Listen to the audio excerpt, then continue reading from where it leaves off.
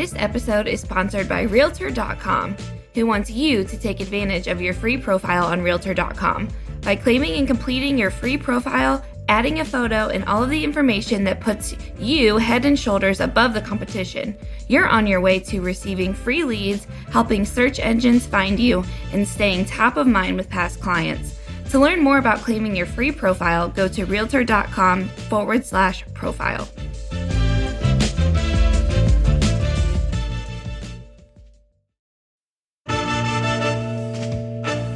Welcome to the Real View podcast, where Ohio Realtors connect you to innovators and influencers, keeping you with the real view of real estate. Whether you're a broker, agent, first-time homebuyer, industry leader, or just happen to stumble upon our podcast today, you can expect to hear tips, tools, tricks, interesting information, and so much more from the experts in Ohio's real estate game.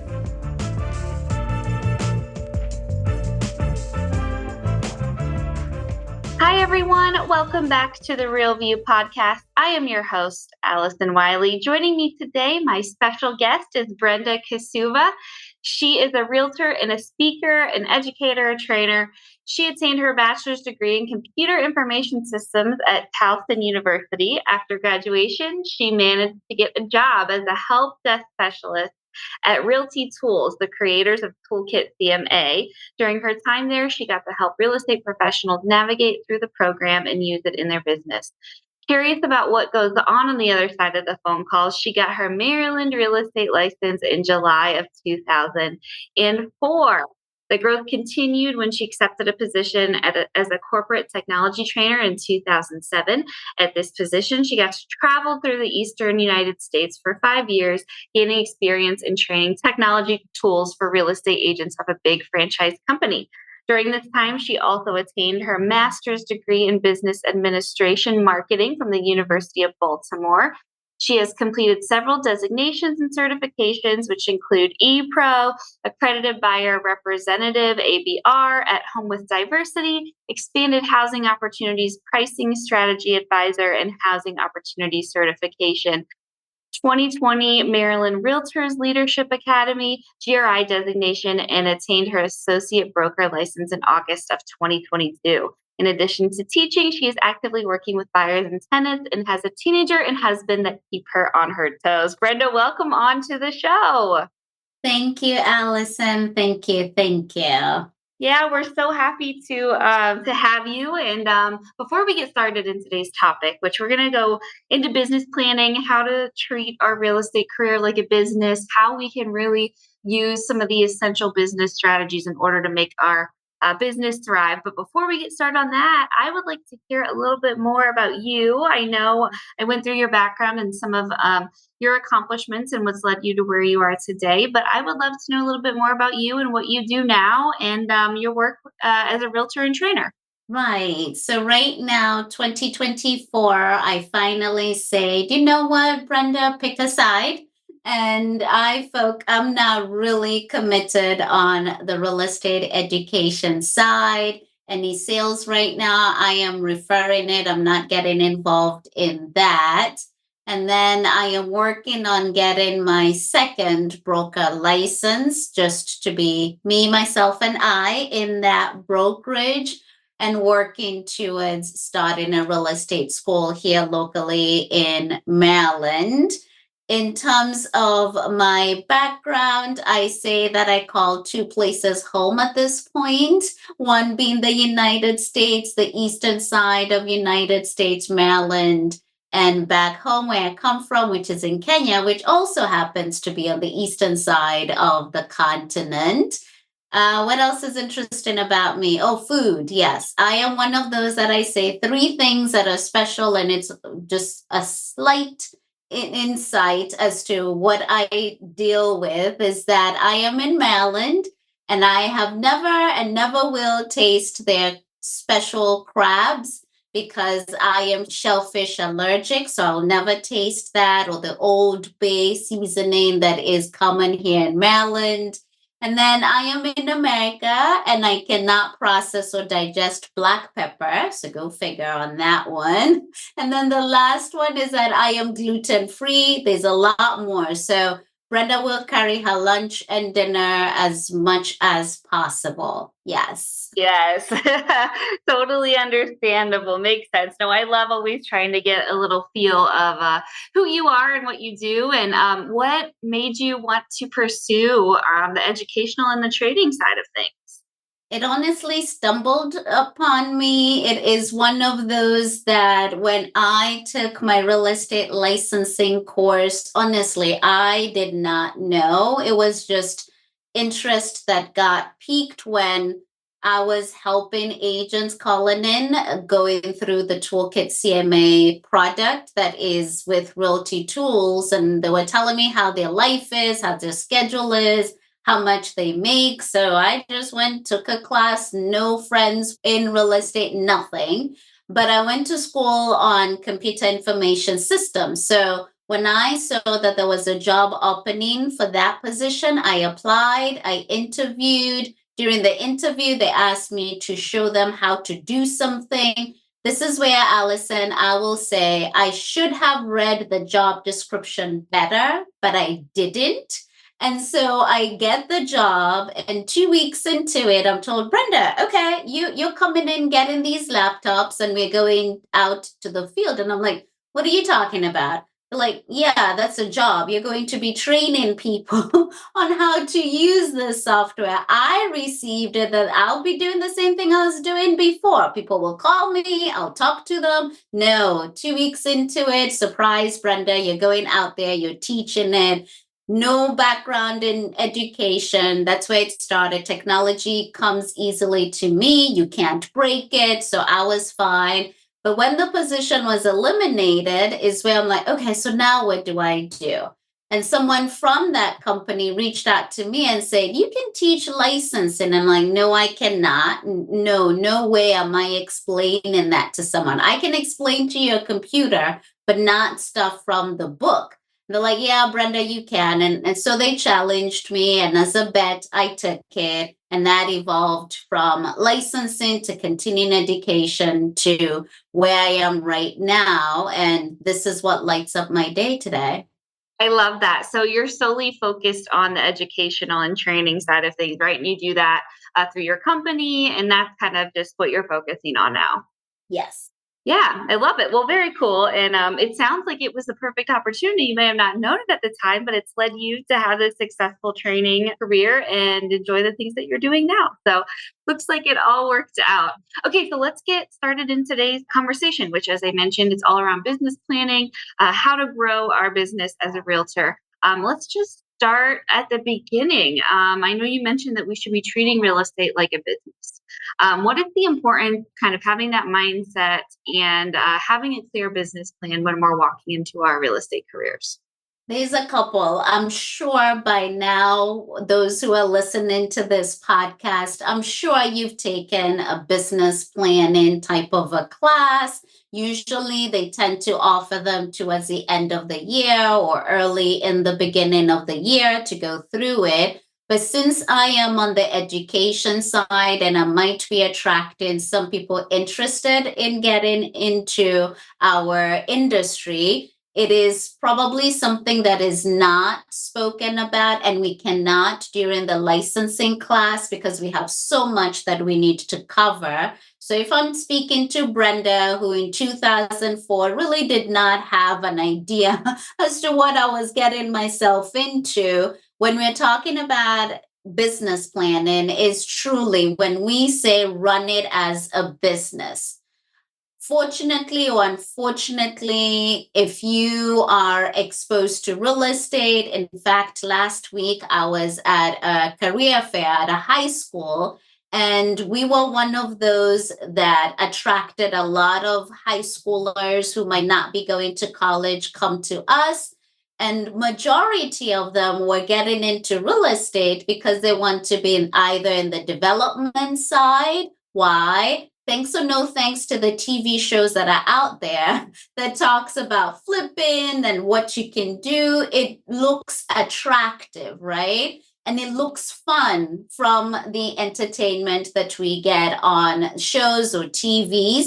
So when you get into it, it is really understanding this is a business. when we're talking about a business, you need to have a budget. You need to have a policy and procedure as to how you're going to do this. Majority of us might be on the side that we are independent contractors. Therefore, you do need to look at the hours that you're spending and making sure that you have a good sense of how much time you're spending in your business or on your business versus other commitments. So that's where I would start off with. And then how do we get from there would be the three that I had presented in a blog that I have, which is relationship, your target audience, and specific goals, which we can get into more. Yeah, absolutely. No. And I think that's a great point that you make too, is that, people see this career or how it's portrayed in the media and on TV, and they think, oh my gosh, it's so easy to do that. You know what I mean? I can just show up, I put my name on a house, throw a nice party, an open house, and, the house is sold a few days later. And it's so different than that. And I know when I talk to just our members, here in Ohio, they're like, it's so frustrating. People think that, you just buy and sell homes overnight, which like isn't the case, so it's really interesting to hear you say that there's the younger generation that's coming up now that is thinking this and believing what they see, in TV. And I just think that that's really interesting. And it's going to be interesting to watch, this generation as they enter the housing market or as they enter the real estate market and as they become realtors and take this on as their career, to see their perception change on that. Right.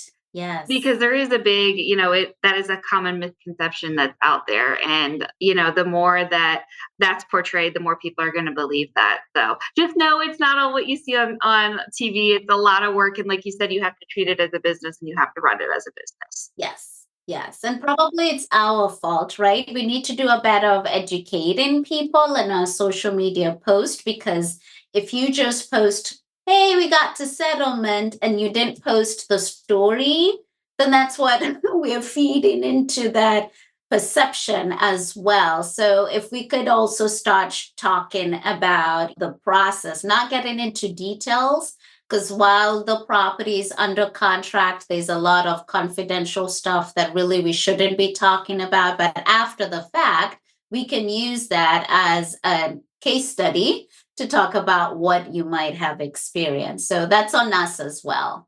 Yeah, no, I definitely agree. And you're right. I think, we've got into this by not being so great at explaining some of that. And we've never put a real big emphasis on it before. So I do think it's important that we are having these conversations. We are posting factual information and we are talking about it. Like you said, we don't have to get into the details, but just that we are, having our voice into it. I think that matters and that we're able to share those facts. And like you said, what led us to where we are. So I know you mentioned the three different ways that you can grow and develop your business and your strategy. And the first one you talk about is relationships. Tell us, in your opinion, why are relationships so important in real estate, and share with us some of your keys or tips to building strong relationships. Yes, thank you. I will start off in terms of twofold. The first side is really pay attention to whom you're hanging out with in the real estate industry. And what that might entail is volunteer, right? Volunteer. Some of us, myself included, start volunteering later on because again we're thinking I'm too new, I don't know what I'm going to bring, but you'll bring in experience. You're an adult in my state, and I think a lot of states you need to be 18 to get your real estate license at least, so you've had some experience. It doesn't mean it because it was not in real estate you do bring value in that. So if I'm going to really talk to that person who just got their real estate license and now you're listening to this podcast and you're less than 1 month, less than 2 years, definitely volunteer at your local association. Start with what speaks to you. For me, I started with education, and most of them, they do give you the schedule ahead of time for you to volunteer. You volunteering gets you closer to the individual who might be on the other side during a transaction. And we're human beings. We are biased in terms of we tend to favor people that we know. So I know they wouldn't say, pick this one from Brenda, but they might say, I have worked with Brenda. We volunteer at the association. I know that she's going to do her level best to get this to transaction. And that really matters. I know the seller is going to have the final say, but volunteer at your local association. That doesn't stop you by going to your state and obviously the National Association of Realtors. So that's within our club, our real estate industry. Obviously, you might be volunteering outside of the real estate industry, and why you're volunteering is to get your name out there and to connect with people. So that's one fold. That's relationships in terms of volunteering and connecting with people. The other side is the people you already know, or I say the people who know your name. So if you drop Allison and they know who Allison is, that's someone that you should have some contact with. So if I'm starting off or if I'm building, depending on where you are in your business, you're always building, is make sure they are part of your database. Database is relative. It could be my phone. It could be my social media contact. It could be my contact relationship management. I say whatever you have as long as you're using it. So I start off with the person's name. Either I have email or I have phone number. I always strive to get all three, mailing address as well. And I know some of us are saying, "Whoo, the last time I got anything in the mail was a long time ago. Why should I bother?" This is when you should bother because you're going to stand out from the rest of us and literally write in a note. And I'm sure there's technology out there you can use to make it look as if it's handwritten and it's not really you. Take advantage of the mail. The mail still works. So if I have someone's email, I'm going to email them, get their mailing address. If I have their phone number, I'm still going to get their mailing address, and I will keep building that. We've all experienced where you want to download something from the internet, and what is the person asking you? First name, last name, email. Why? They're building their database. So finding ways to build your database is to have some downloadable thing. I'm sure if you go to your association, Ohio Realtors, they have a lot that you're paying for that you are able to use and have that as a way to capture someone's contact information. And then from there, you start building your database into clusters. We've heard the groups. I say you end up probably with 2 or 3. The top ones are the ones who would share your name no matter what, because they know you as an individual. Most people work with the individual, not the company, right? And I'm a broker, so don't get me wrong, dear broker. The people are working with the person. So now you start clustering your groups. Who do I need to connect with? Keep reminding them. That's the other thing. Keep reminding them. And that's where you have these campaigns that you might want to set up if you're using a customer relationship management system. If you don't have that, then set something in your schedule at least 2 or 3 times a year to reach out to that person, or every holiday, or at the end of the year to call them and thank them, or just to wish them a happy birthday, something that they will keep remembering whom you are. Yes, so that was in the relationships.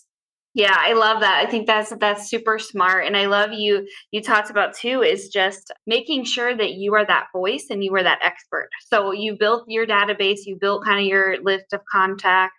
making sure that they are hearing from you as the source of anything to do with the market, with any trends, with changes that are happening, with the settlement. What a great opportunity to reach out to your contacts and say, hey, you might have seen what's going on in the news. Let me tell you, as someone who is in this, what's going on. And I think that was a really great part of building that relationship, is show off that you're an expert, make sure you are the go-to person for this, and just be feeding them this information so they know if they have a question about something, they can come to you and they're going to get the most accurate and up-to-date advice.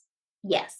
Yeah. And then, so we have our relationships, we have our management system. We are reaching out to our clients. We are showing them that we are that expert and giving them that value and expertise. The next piece of this is finding our target audience. And this is where it gets kind of interesting. And I think you talked a little bit about that segmenting and ways that we can cluster, our audiences. But tell us how we can find our target audience and why this is so important that we really hone in on who we should be communicating and building those relationships with. Yes. So target audience is any business will need to focus on this, but I am going to borrow on something that I have been exploring, which is my YouTube channel. So when I started my YouTube channel, honestly, I did not know my target audience. And if I bring that into the real estate side and practice side of real estate, is similar in terms of when you're starting, majority of us, there's some whom I've met who know right away, Brenda, I am going to be doing commercial. Great. Brenda, I want to do luxury, whatever you deem as luxury in your neighborhood. Great. But majority of us are getting into real estate and really, really haven't figured out whom we're going to be targeted yet. So at the beginning, honestly, everyone is up for grabs, so to speak. So you will start to define your target audience based on the transactions, based on the calls you do. Then you will start to figure out for yourself whom your target audience is. Some of us start with, okay, anything I will do, I will go out there, work with tenants, I will work with landlords to practice, and then I will upgrade into buyers and sellers, and then eventually you're going to figure it out. So if I bring in the YouTube side, I started and I did not really have a target audience per se. All I knew is that anyone who's interested in real estate education, come find me. But later, YouTube educated me and told me, no, no, no, no, no. We need to know who to market your videos to, right? Because right now, I don't know who to send your video to. You need to really focus on whom it is. Same on the other side, right? Now if I'm going to start spending money, right? And advertising dollars and my time as well, I need to make sure it is someone that, one, I want to work with.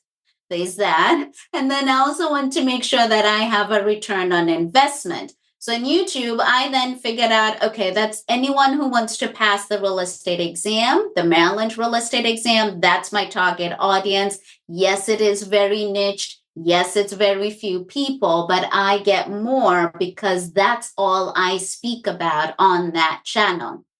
In real estate side, I ended up being first-time home buyer. Anyone who's looking for a down payment assistance, I knew about it. So that evolved in time. So once I knew it's first-time home buyers, then I started drilling down. What are the pain points for first-time home buyers? And this, honestly, when you do a search on Google or any other browser, you will get suggestions. And those are the suggestions you feed from. Most of them are going to be wondering about credit, and then they're going to be wondering about the cost of getting this house. So from there, I started specializing in first-time home buyers and getting down payment. So now we bring in what? Professional development. What are the classes I need to take? Who are the lenders I need to be friends with? And let's make sure that I am always talking about that. It doesn't mean I can't help sellers. but that's what I'm focusing on in terms of my target audience, whether it's on social media, my marketing, and that's what I continuously go out there and educate myself as well in order for me to educate them. So that's the target audience piece there. Yeah, and that's so smart. I think to think about it like that, because a lot of the times I feel like in real estate, we'll take any business and whatever business we can get, we get. But when you really hone in and you focus on first time home buyers, then you're really able to become that expert. You are really able to provide the best service for your client, and it almost becomes a quality over quantity type of thing. And I think that's what's really great about honing in on that target audience. I think that's a good mindset switch, that we can make as realtors, where it's okay to hone in. It's okay to not just, I'm open for business to whoever wants to work with me, can work with me. Yes, and it can be geographical, right? You're the expert in that particular neighborhood, and that's what you talk about. And I love what you shared. It's quality over quantity when we're talking about this part. Yes, you're spending your money in it anyway, so you do need your return on investment. Yes.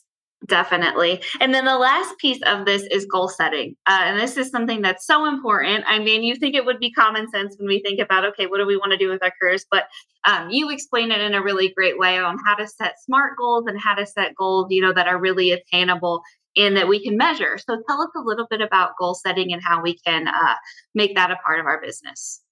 Right. So in my blog, I mentioned what is it that you want to make this month? So set a goal, and I have practiced that in my real estate education side.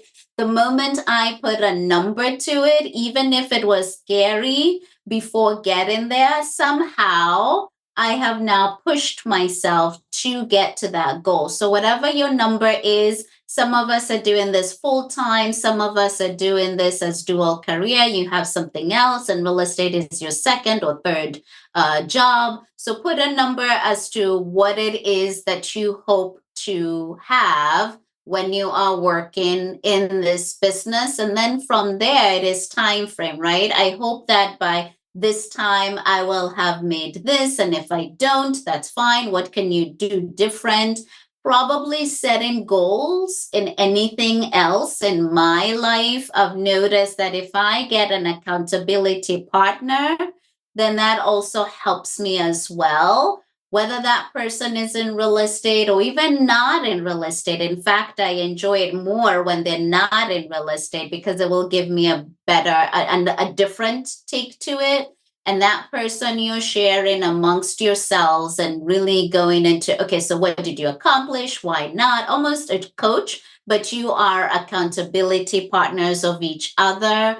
There are several books that definitely can help you with this. The one that I mentioned is Become Your Own Boss in 12 Months is a good month to month guide.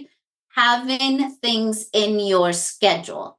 The moment I realized that I can say no because I already have something else, that was wonderful.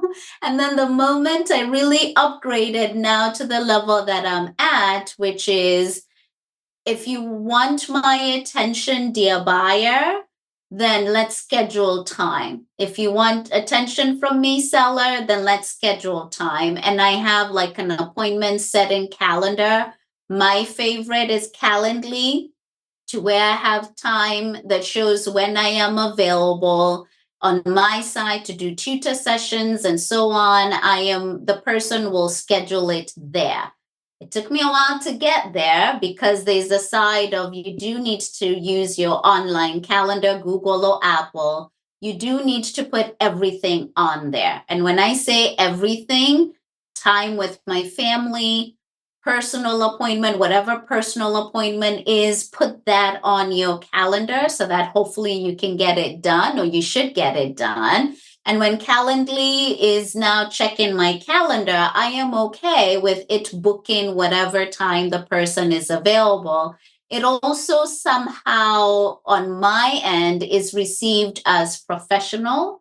Yes, I'm not discounting that when somebody calls, I'm not going to pick up the call. I'm going to pick up the call, but it will be limited because I might be distracted with something else. And I'll tell them, I really want to focus on you. Let's gather 45 minutes, an hour, whatever it is, and let's continue this conversation at a later time, because I'm normally doing other things when people are calling me. So now here it is also on the other side. You're calling leads, same thing. When you're calling leads, they want to talk and so on. Here, I'm sure you can find a way to say, wow, this is going very great. Let's set some time that is good for you and for me, so that I am more prepared. And it comes out more professional than us trying to just do it anytime we want. So that's goal setting and being accountable, showing grace. You're not going to get perfect all the time.